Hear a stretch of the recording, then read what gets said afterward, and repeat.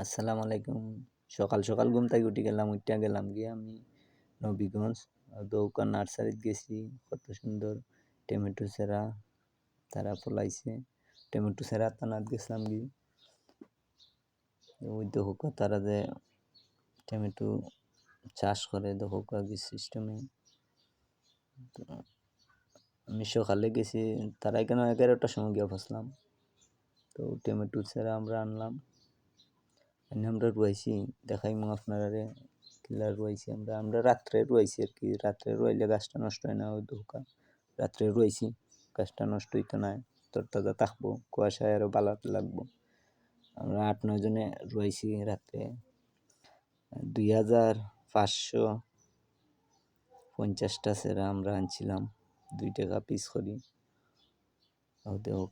আমরা গাছ রুয়াইছি রাত্রে 8-9 জন মিললা রুয়াইয়া শেষ করলাম। আর দোয়া করবা যেন আমরা লাগি আমরা টমেটো চারা বাগান যে হয় সুন্দর মতে।